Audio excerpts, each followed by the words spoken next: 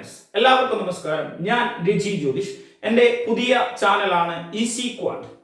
Easy quad എന്ന ചാനലിലൂടെ മത്സര പരീക്ഷകൾക്ക് തയ്യാറെടുക്കുന്ന വിദ്യാർത്ഥികൾക്കായി ക്വാണ്ടിറ്റേറ്റീവ് ആപ്റ്റിറ്റ്യൂഡ് എന്ന വിഷയത്തിലെ ഓരോ പാഠഭാഗത്തിൽ നിന്നുമുള്ള ചോദ്യ വിശകലനം നിങ്ങൾക്ക് ഈ ചാനലിലൂടെ കാണാൻ കഴിയും. വളരെ ലളിതമായ രീതിയിലുള്ള പഠന രീതിയാണ് ഉദ്ദേശിക്കുന്നത്. താല്പര്യമുള്ള എല്ലാ സുഹൃത്തുക്കളും ചാനൽ സബ്സ്ക്രൈബ് ചെയ്ത് കൂടെ കൂടിക്കോളൂ. നമ്മൾ ഇന്ന് പഠിക്കാൻ പോകുന്നത് സംഖ്യാ സമ്പ്രദായത്തെ കുറിച്ചാണ്. Number system.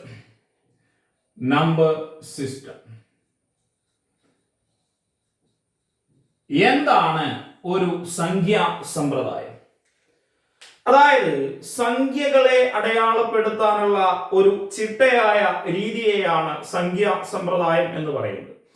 A symmetric way to represent numbers is called number system എന്നാണ്. നമ്മൾ ഇന്ന് നിലവിൽ ഉപയോഗിക്കുന്ന സംഖ്യാ സമ്പ്രദായമാണ് ഡെസിമൽ നമ്പർ സിസ്റ്റം. ഇന്ന് നമ്മൾ ഉപയോഗിക്കുന്ന സംഖ്യാ സമ്പ്രദായമാണ് ഡെസിമൽ നമ്പർ സിസ്റ്റം. മലയാളത്തിൽ നമ്മൾ പറയും ദശാധാര സംഖ്യാ സമ്പ്രദായം. അതായത് ദശാധാരം, 10 ആധാരമായിട്ടുള്ള ഒരു സംഖ്യാ സമ്പ്രദായത്തെയാണ് നമ്മൾ ഡെസിമൽ നമ്പർ സിസ്റ്റം എന്ന് പറയുന്നത്. അപ്പോ എന്താണ് ഒരു സംഖ്യാ സമ്പ്രദായത്തിന്റെ ആധാരം? ആധാരം നമ്മളെ മലയാളത്തിൽ ഒന്നുകൂടെ പറയും അടിസ്ഥാനം. ഇംഗ്ലീഷിൽ ബേസ് എന്ന് പറയും. ബേസ് അഥവാ റാഡിക്സ് എന്ന് പറയും. എന്താണ് ഒരു സംഖ്യാ സമ്പ്രദായത്തിന്റെ അടിസ്ഥാനം അല്ലെങ്കിൽ ആധാരം അല്ലെങ്കിൽ ബേസ് അല്ലെങ്കിൽ റാഡിക്സ് എന്ന് പറയുന്നത്?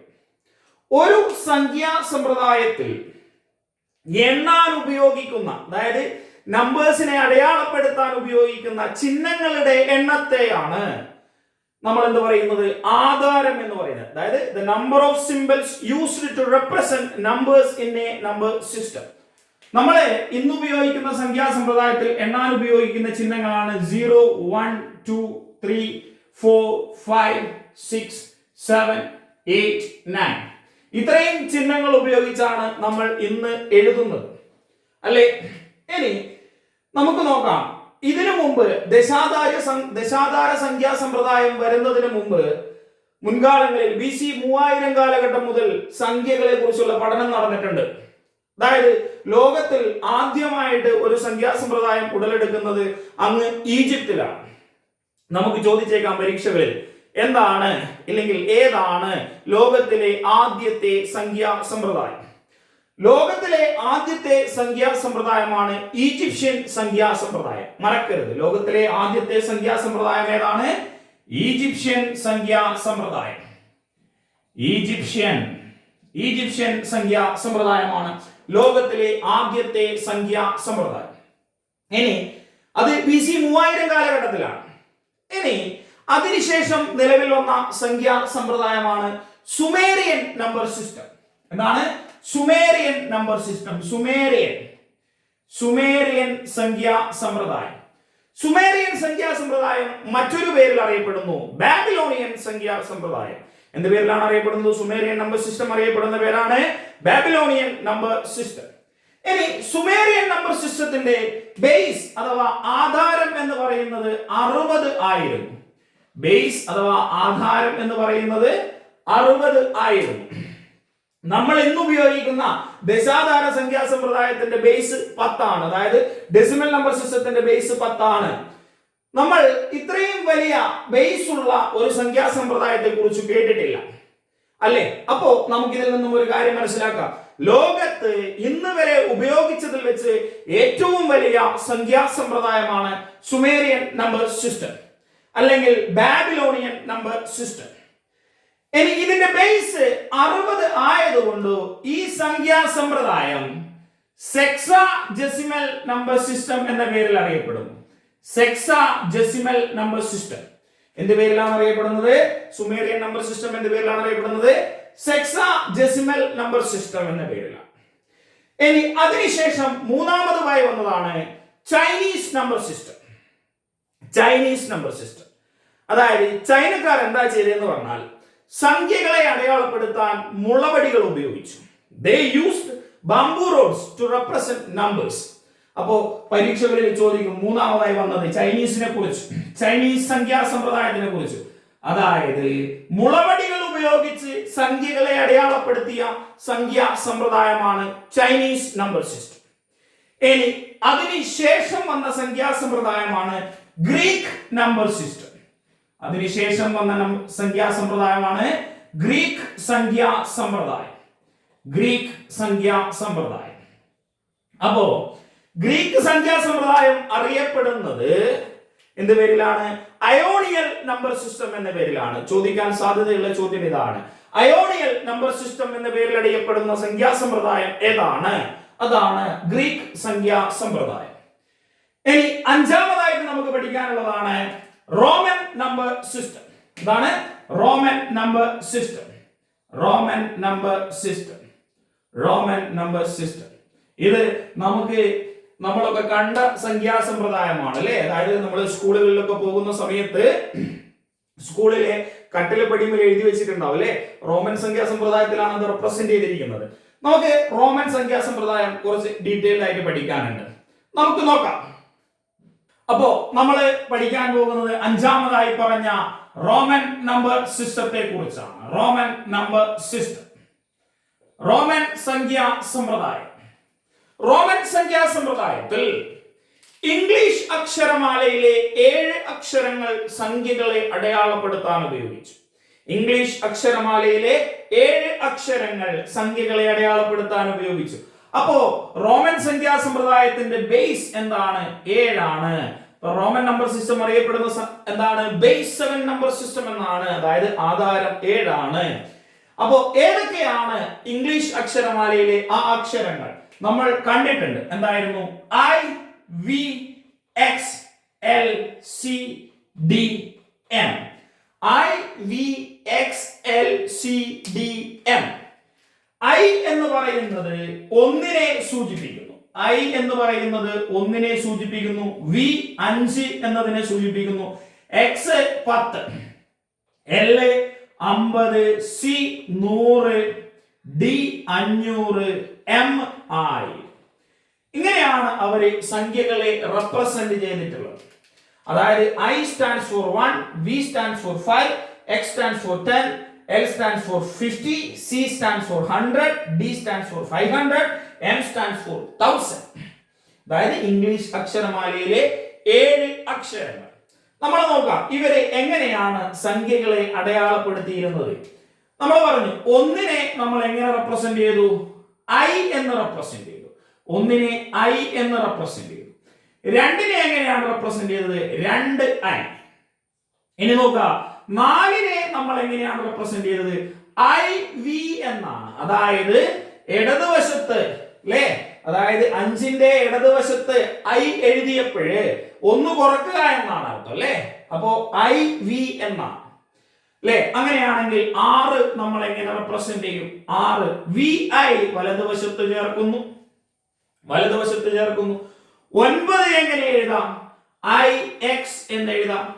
11 എങ്ങനെ എഴുതാം? XI എന്ന് എഴുതാം. എഴുതിക്കൂടെ? അങ്ങനെയാണെങ്കിൽ നമുക്ക് നോക്കാം 99 എന്ന സംഖ്യയെ നമ്മൾ എങ്ങനെയാണ് റെപ്രസെന്റ് ചെയ്യുക? 99 എന്ന സംഖ്യയെ നമ്മൾ റെപ്രസെന്റ് ചെയ്യുന്നത് ഈ നിയമം അനുസരിച്ചാണെങ്കിൽ നമ്മൾ റെപ്രസെന്റ് ചെയ്യുക സിയുടെ ഇടതുവശത്ത് I എഴുതുകയാണ് അല്ലേ. ഇങ്ങനെ എഴുതുന്നത് തെറ്റാണ്. അത് തെറ്റാണ്. അതായത് റോമൻ സംഖ്യാ സമ്പ്രദായത്തിൽ കുറക്കാനും കൂട്ടാനും, അതായത് സബ്സ്ട്രാക്ഷനും അഡീഷനും ഓരോ നിയമങ്ങളുണ്ട്. ആ നിയമങ്ങൾ നമ്മൾ പഠിച്ചു കഴിഞ്ഞാൽ നമുക്കത് കൃത്യമായിട്ട് എഴുതാൻ പറ്റും. എന്താണ് ആ നിയമങ്ങൾ എന്ന് നോക്കാം. അതായത് X 10 അല്ലേ, 10ൽ നിന്ന് മാത്രം എന്ത് കുറക്കാം? I കുറക്കാം. 10ൽ നിന്ന് I കുറക്കാം. അതുകൊണ്ട് 5ൽ നിന്നും എന്ത് കുറക്കാം? I കുറക്കാം.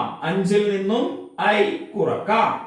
അപ്പൊ 10ൽ നിന്നും I കുറച്ചു കഴിഞ്ഞാൽ 9നെ നമ്മൾ എങ്ങനെ റെപ്രസെന്റ് ചെയ്യും? IX എന്ന് റെപ്രസെന്റ് ചെയ്യും. ഇനി 4നെ നമ്മൾ എങ്ങനെ റെപ്രസെന്റ് ചെയ്യും? IV എന്ന് റെപ്രസെന്റ് ചെയ്യും. ഇനി അടുത്ത റൂളാണ് നോക്കുക, അടുത്ത റൂളാണ് സിയിൽ നിന്ന്. സി എത്രയാ? 100. സിയിൽ നിന്ന് 100ൽ നിന്ന് എത്ര മാത്രം കുറക്കാം? 10 മാത്രം കുറക്കാം. 100ൽ നിന്ന് 10 മാത്രം കുറക്കാം. അതായത് 100ൽ നിന്ന് 1 കുറക്കാൻ പാടില്ല. അപ്പൊ 100ൽ നിന്ന് 10 കുറക്കാം. അങ്ങനെയാണെങ്കിൽ നമുക്ക് 90 എന്നതിനെ എങ്ങനെ എഴുതാം? 100ൽ നിന്ന് 10 കുറച്ചു, അപ്പൊ എന്ത് എഴുതി? എക്സ് സി എന്ന് എഴുതി. അതുകൊണ്ട് തന്നെ 100ൽ നിന്ന് 10 കുറക്കാവുന്നത് കൊണ്ട് തന്നെ 50ൽ നിന്നും നമുക്ക് എന്ത് കുറക്കാം? 10 കുറക്കാം. 50ൽ നിന്ന് 10 കുറക്കാം. 50ൽ നിന്ന് 50 എന്താ? എൽ ആണ്. അപ്പോ എല്ലിൽ നിന്നും എക്സ് കുറക്കാം. അങ്ങനെയാണെങ്കിൽ 40 നമുക്ക് എങ്ങനെ റെപ്രസെന്റ് ചെയ്യാം? X L.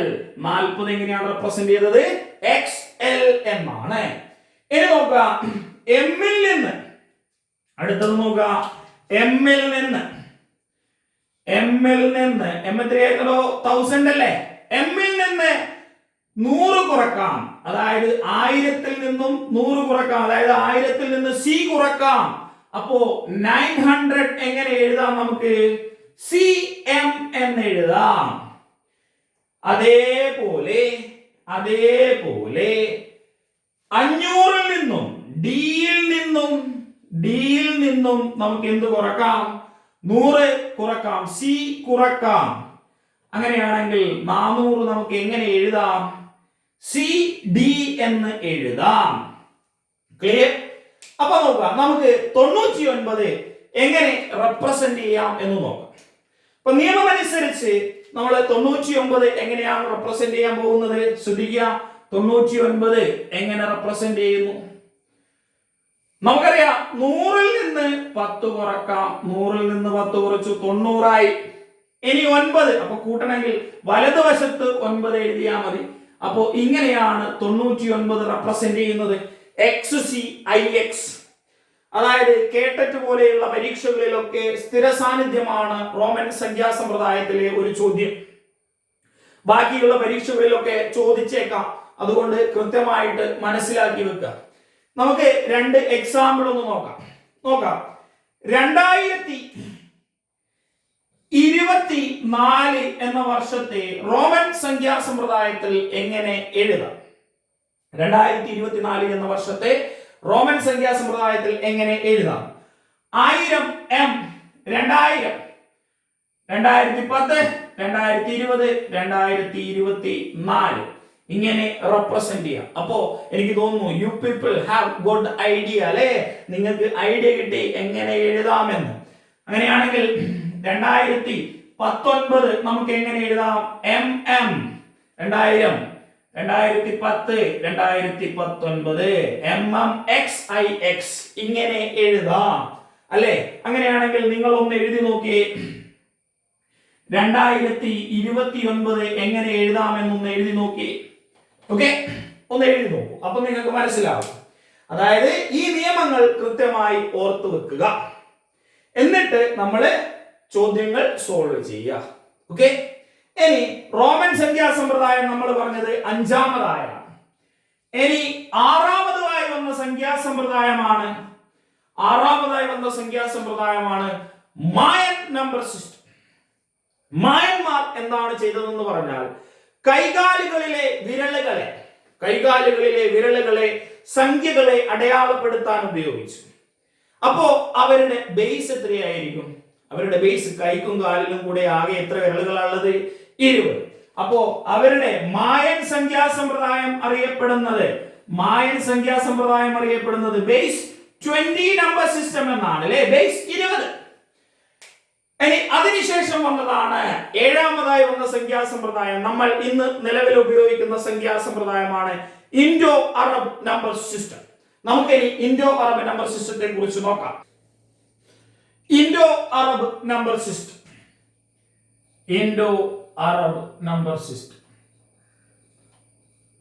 അല്ലെങ്കിൽ എന്ത് പറയും? ഹിന്ദു അറേബ്യൻ നമ്പർ സിസ്റ്റം എന്ന് പറയും. എന്താ പറയാ? Hindu Arabian number system. അതായത് ഹിന്ദുക്കളും അറബികളും ചേർന്ന് കണ്ടെത്തിയ സംഖ്യാ സമ്പ്രദായമാണ് നമ്മൾ ഇന്ന് ഉപയോഗിക്കുന്നത്.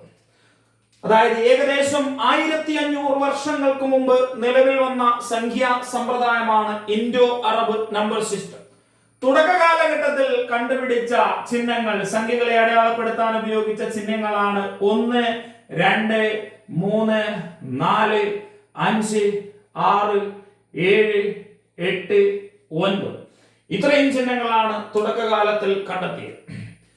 അതിനുശേഷം ഭാരതീയ ഗണിതശാസ്ത്രജ്ഞനായ ആര്യഭടൻ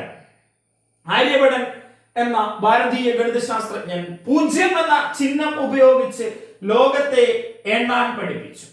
അപ്പോ 0 കൂടി വന്നപ്പോഴേ സംഖ്യകൾ എത്രയായി? സംഖ്യകൾ എത്രണ്ണമായി? സംഖ്യകളുടെ എണ്ണം എത്രയായി? 10 എണ്ണമായി. അങ്ങനെ നമ്മുടെ സംഖ്യാസമ്പ്രദായം ദശാധാര സംഖ്യാസമ്പ്രദായമായി മാറി.